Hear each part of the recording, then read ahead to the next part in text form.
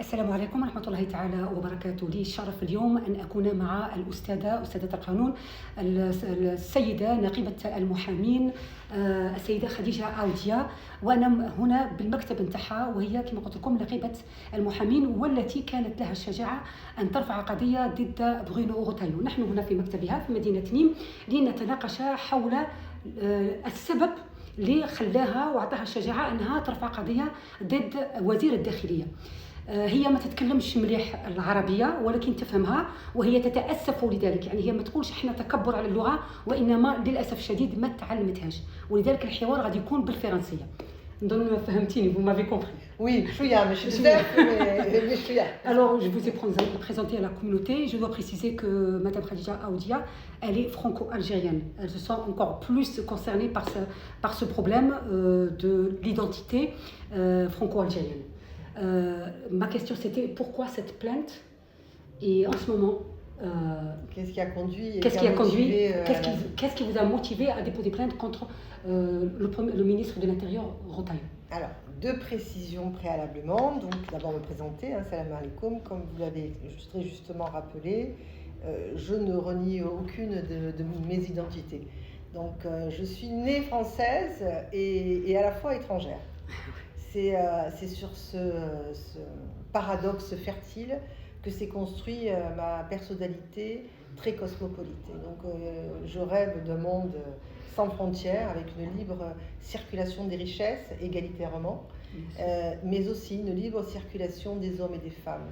Alors, ça peut paraître un vœu pieux, mais moi je pense que ce n'est pas une utopie, et que demain, si l'humanité se réveille, s'il y a une prise de conscience générale sur la notion de fraternité, eh bien nécessairement nous y parviendrons. Au même titre qu'au niveau de l'Europe, il y a une libre circulation, au même titre qu'à l'intérieur des États-Unis, il y a une libre circulation, il arrivera un temps, et j'espère le plus tôt possible, où il y aura la libre circulation de ces hommes et ces femmes. Lorsque je fais ce préliminaire, vous allez comprendre nécessairement ce qui m'a motivé à accepter la mission qui m'a été attribuée. Parce qu'un avocat, lorsqu'il dépose plainte, il ne dépose pas plainte en son nom. Il dépose plainte au nom d'associations, au nom de personnes physiques, au nom de sociétés qui vous saisissent et qui vous font l'honneur de vous faire confiance. D'accord, ça veut dire qu'il y a un mandat derrière vous. Il y a toujours un mandat.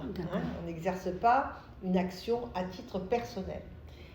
En ce qui concerne cette action, la question qui pourrait être posée, c'est pourquoi j'ai accepté. Ah, d'accord. Parce que l'avocat peut refuser.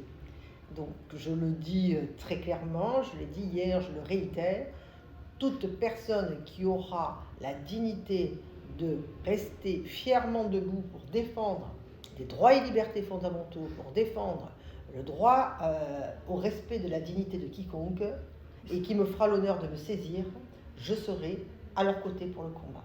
C'est ce qui explique pourquoi j'ai accepté. D'accord. Les personnes qui m'ont saisi, les associations qui m'ont saisi, elles défendaient une cause noble. Et c'est très important quand on mène un combat difficile. Mais c'était quoi le déclencheur? Qu'est-ce qui a fait qu'il vous sollicite pour ce combat-là? Est-ce que c'est Abou Bakar, le musulman qui a été tué dans la mosquée? En fait, si vous voulez, c'est pas un événement particulier. C'est pas un événement qui va être la conséquence de. Vous avez donc les personnes qui vous saisissent, qui ont besoin de conseils. Ils constatent et puis ils ont besoin d'être conseillés. Maître, nous constatons la montée du fascisme en France. Nous constatons la montée de l'antisémitisme. Nous constatons la montée de l'islamophobie. Nous constatons la montée de la xénophobie. Nous voulons agir. Nous voulons mener des actions contre les vrais responsables, à savoir nos chefs de gouvernement. Pourquoi? Parce que quand on est ministre, eh bien on engage la parole de l'État. C'est ça. Et quand on est un État, on est signataire, comme la France, de certaines conventions internationales qui les obligent en tant qu'État à protéger les minorités ethniques, à protéger les minorités religieuses. Or, il est constant et ils ont raison. Non seulement on a laissé monter l'islamophobie, mais pire, on l'a alimenté. Comment? Ben, par deux billets.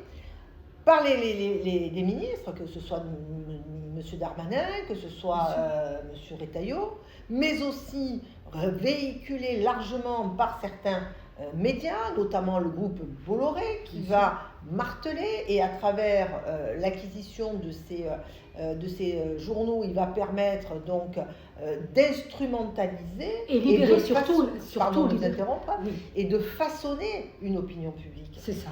Et donc... et pardon, libérer la parole raciste aussi. C'est ce qu'on appelle donc la banalisation du mal. C'est ça. Ça a déjà été écrit par Hannah Arendt.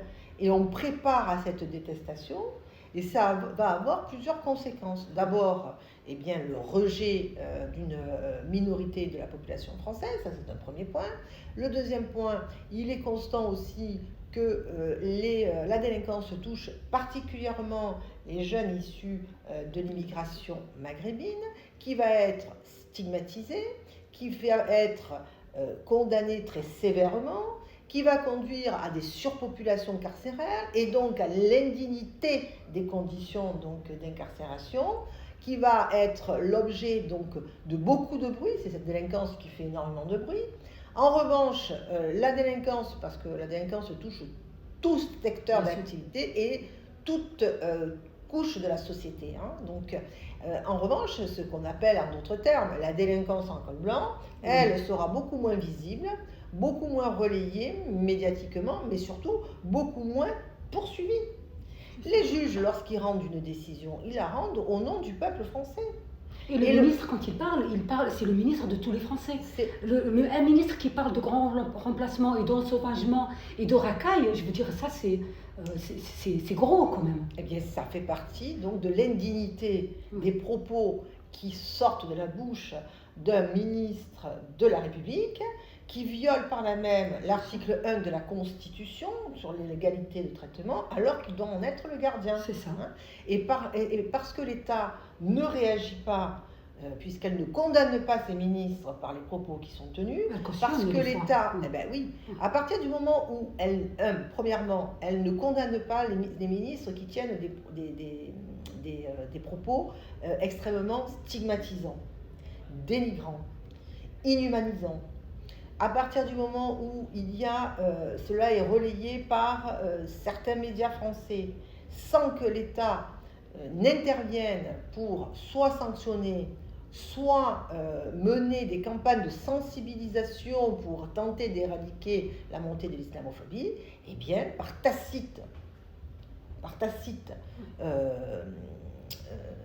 pardon, pas par tacite, c'est pas tacite, c'est un cautionnement. Oui, c'est ça. Voilà, et le pire, c'est que tacite. Voilà. Quand on voit que quelqu'un comme Zemmour, par exemple, c'est juste un exemple, comme lui, il y en a des centaines, qui est invité dans des radios publiques, c'est pas privé, c'est pas TF1, sur la 2, alors qu'il est condamné plusieurs fois pour racisme. C'est même l'État, c'est même pas le privé, c'est pas les Bolloré, c'est même l'État qui cautionne, qui dédiabolise ces gens-là. Mais bien sûr, on leur donne de l'antenne. C'est ça. Alors, plus vous donnez de l'antenne, plus la visibilité, vous légitimez les propos qui sont les leurs. Et donc, c'est comme ça qu'on glisse progressivement vers ce qu'on appelle la banalisation du mal, ce qui avait déjà été écrit auparavant par Hannah Arendt concernant les Juifs. On a banalisé pendant les années 30 la parole du mal contre les Juifs, en diabolisant, en stigmatisant, de façon à préparer l'opinion publique de pouvoir les rejeter. Et on a vu que l'idéologie nazie s'est nourrie dans cette volonté de vouloir exterminer la population juive de l'espèce humaine. Donc la préparation qui se pose lorsqu'on fait une étude comparative dans l'histoire, vous savez, je veux dire, moi ce que je vous dis, j'enseigne rien, je ne fais que parler de l'histoire. Et on peut remonter, si vous voulez, on peut parler de la Seconde Guerre mondiale avec... ils ont préparé le terrain pour l'islamophobie. Mais on peut parler aussi de la même façon lors de la colonisation algérienne, où il y a eu cette diabolisation de la même façon. On n'a pas beaucoup de temps. Pardon. C'était très agréable de vous avoir comme invité. Quel est le dernier mot? C'est quoi le but, au final? Qu'est-ce que vous souhaitez par cette... L'action? Oui.